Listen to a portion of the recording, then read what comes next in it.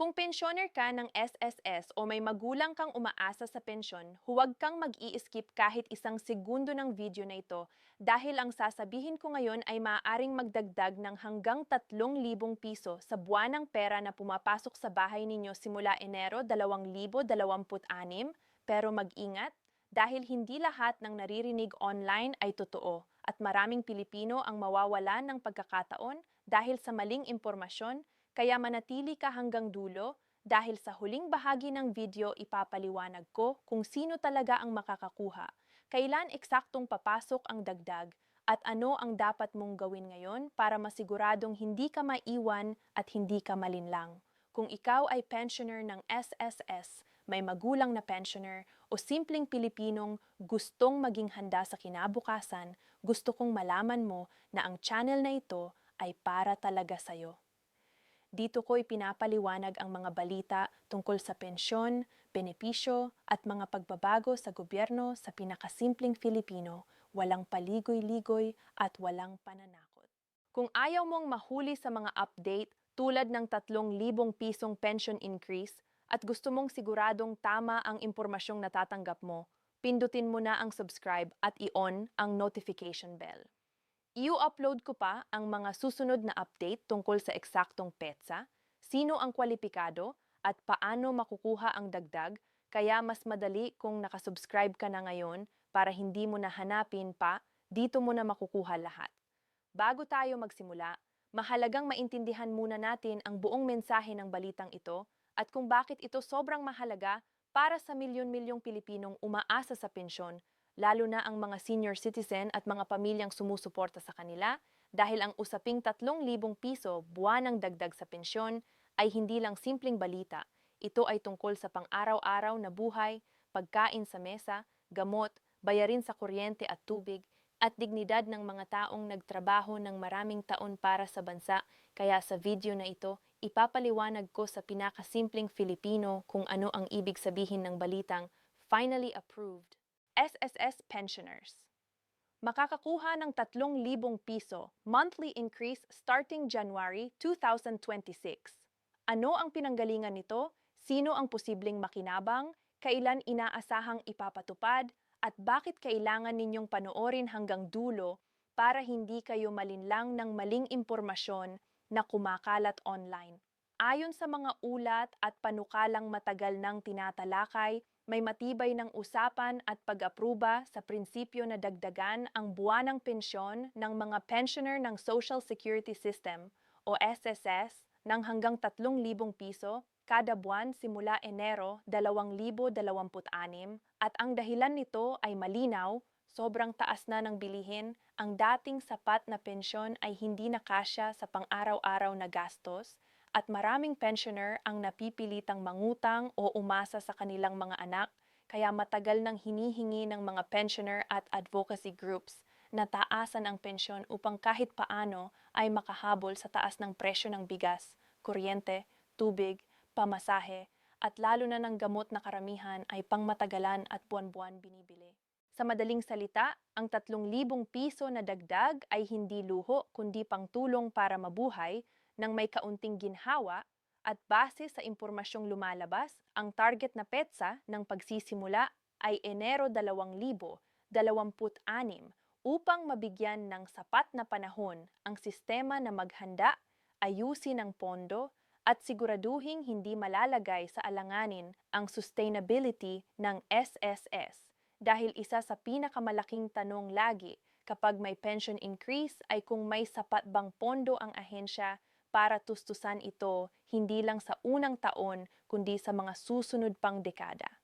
Ngayon, linawin natin, hindi ibig sabihin na lahat ng pensioner ay automatic na makakatanggap ng eksaktong 3,000 piso na dagdag dahil karaniwan sa mga ganitong programa may mga kondisyon at kategorya tulad ng kung gaano kalaki ang kasalukuyang pensyon mo, ilang taon ka ng pensioner, at kung anong uri ng pensyon ang tinatanggap mo, halimbawa retirement pension, disability pension o survivor's pension, at posibleng ang buong 3,000 piso ay ibigay sa mga pinakamababang pensyon muna upang tulungan ang mga pinakanangangailangan, habang ang iba naman ay maaaring makakuha ng mas maliit na dagdag Kaya mahalagang huwag basta maniwala sa mga headline lang at maghintay ng opisyal na guidelines. Ang mahalaga rito ay ang direksyon ng pulisya. May malinaw na intensyon na taasan ang pensyon at kilalanin ang hirap ng mga senior citizens sa kasalukuyang ekonomiya. At kung babalikan natin ang nakaraan, makikita natin na tuwing may pension increase, palaging may takot, may debate, may nagsasabing malulugi ang SSS, pero sa huli, kapag maayos ang implementasyon at may suporta ng pamahalaan, nagiging posible ito.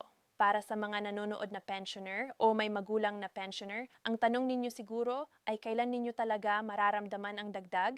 At ang sagot ay kung matutuloy ang plano ayon sa timeline, ang unang buwan na may dagdag ay maaaring Enero 2026, ibig sabihin ang pensyong matatanggap ninyo sa buwang iyon ay mas mataas na kumpara sa nakasanayan ninyo.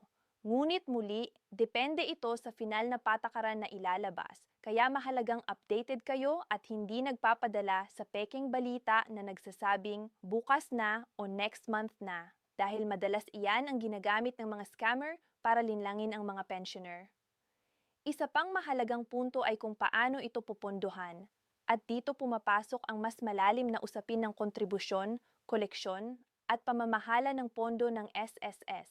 Dahil para makapagbigay ng dagdag na pensyon, kailangang siguraduhin na tuloy-tuloy ang hulog ng mga aktibong miyembro at employers, maayos ang investments, at may suporta rin mula sa pamahalaan kung kinakailangan. At ito ang dahilan kung bakit hindi agad-agad ipinatutupad ang mga ganitong increase. Kailangan ng balanse sa pagitan ng pagtulong sa kasalukuyang pensyoner at pagprotekta sa pensyon ng mga susunod na henerasyon. Para sa mga nagtatrabaho pa at naghuhulog sa SSS, mahalaga ring maintindihan na ang balitang ito ay hindi lang para sa mga retirado ngayon, kundi para rin sa inyo. Dahil ang anumang pagtaas sa pensyon ngayon ay posibleng maging baseline ng benepisyo ninyo pagdating ng panahon. Kaya ang tanong ay hindi lang makakatanggap ba ako ng dagdag ngayon, kundi may matatanggap pa ba ako sa hinaharap? At dito dapat maging mapanuri ang lahat. Dapat suportahan ang dagdag pensyon pero sabayan ng panawagan para sa transparency, maayos na pamamahala at matalinong paggamit ng pondo. Kung isa kang pensioner na hirap pagkasyahin ang kasalukuyang pensyon, ang balitang ito ay maaaring magbigay ng pag-asa.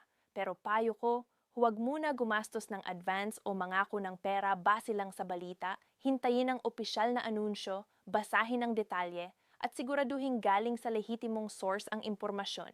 Dahil sa panahon ngayon, maraming gumagawa ng peking Facebook pages at videos na ginagamit ang salitang approved para lang makakuha ng views at manlinlang.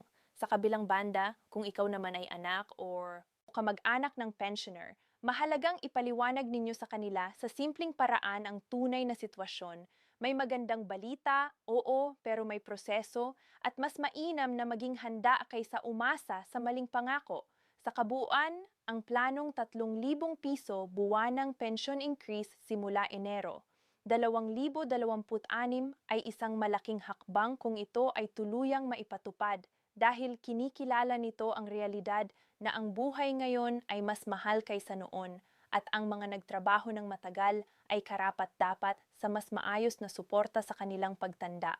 Pero tulad ng lahat ng pulisya, ang tagumpay nito ay nakasalalay sa malinaw na patakaran, tamang implementasyon at patuloy na pagbabantay ng publiko.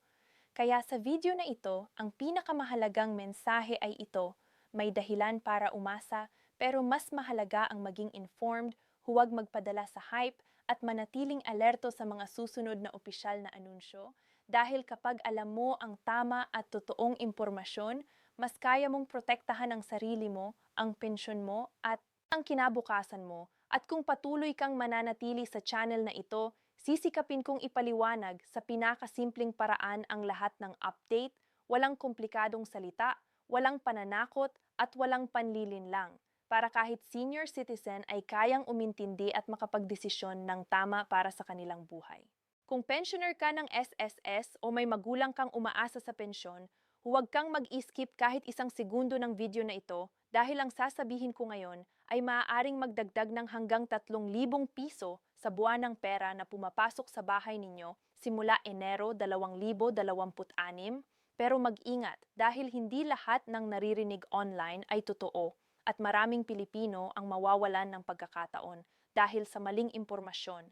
Kaya manatili ka hanggang dulo dahil sa huling bahagi ng video ipapaliwanag ko kung sino talaga ang makakakuha, kailan eksaktong papasok ang dagdag, at ano ang dapat mong gawin ngayon para masiguradong hindi ka maiwan at hindi ka malinlang. Kung ikaw ay pensioner ng SSS, may magulang na pensioner o simpleng Pilipinong gustong maging handa sa kinabukasan, gusto kong malaman mo na ang channel na ito ay para talaga sa'yo. Dito ko ipinapaliwanag ang mga balita tungkol sa pensyon, benepisyo, at mga pagbabago sa gobyerno sa pinakasimpleng Filipino, walang paligoy-ligoy at walang pananakot. Kung ayaw mong mahuli sa mga update tulad ng 3,000 piso pension increase at gusto mong siguradong tama ang impormasyong natatanggap mo, pindutin mo na ang subscribe at i-on ang notification bell.